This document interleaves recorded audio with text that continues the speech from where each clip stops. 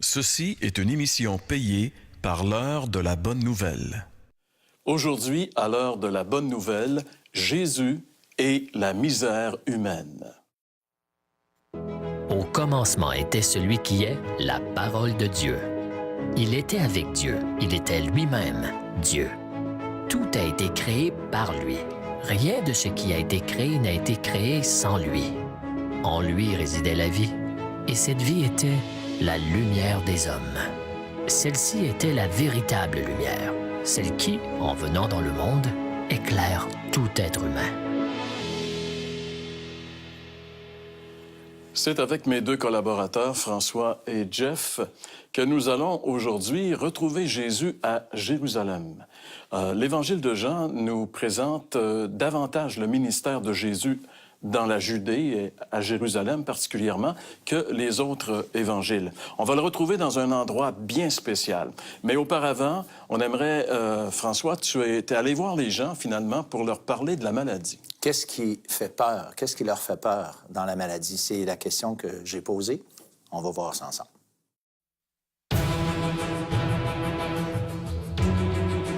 Qu'est-ce qui vous fait plus peur dans la maladie?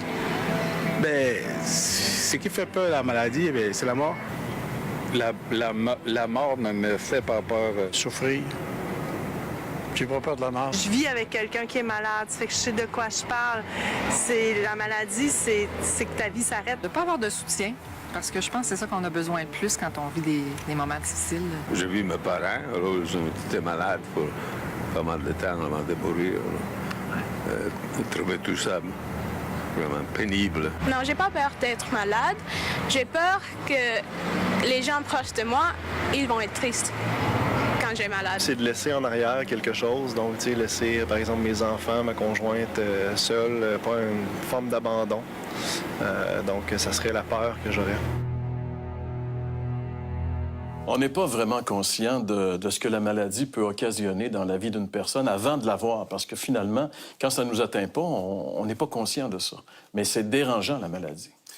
Oui, parce qu'il y avait un commentaire intéressant. Une dame disait « Ta vie s'arrête, la vie, elle arrête. Toute notre activité, nos relations humaines, tranquillement, meurent. » J'ai déjà rencontré un homme qui, parce que j'étais une amie, finalement, qui était tombée malade, dans un hôpital où tu rentres là, mais tu sors plus, t'sais.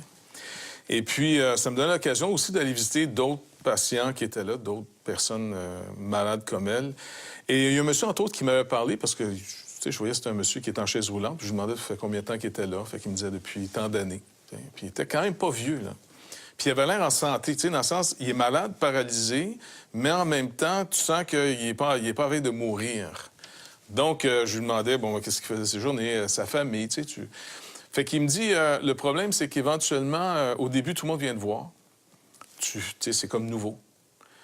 Et les mois vont passer. Éventuellement, ta femme te rappelle que, bon, mais il y a un ami qui s'occupe de nous, prend soin des enfants. Les enfants commencent à s'attacher à un nouveau monsieur qui était un de ses amis. Il était pas fâché contre le monsieur. Il réalisait qu'il était comme un mort vivant. Et puis la manière qu'il me décrivait ça, c'était tellement lucide, là, que je me disais...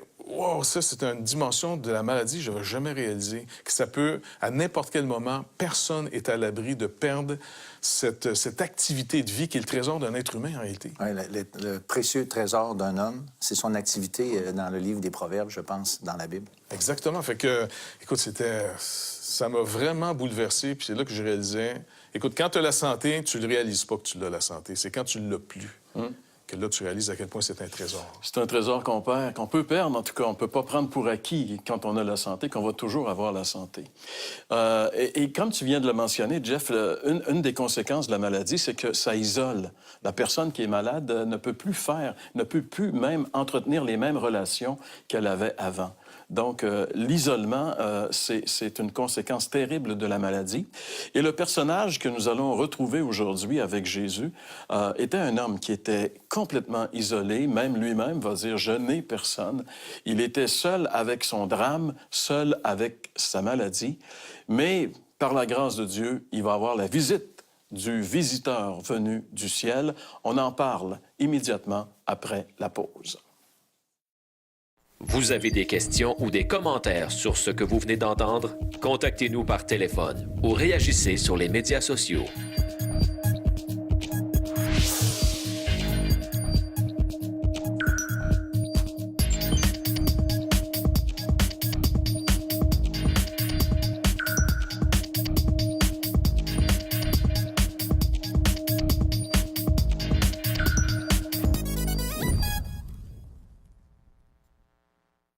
Vous êtes touché par ce que vous entendez dans cette émission?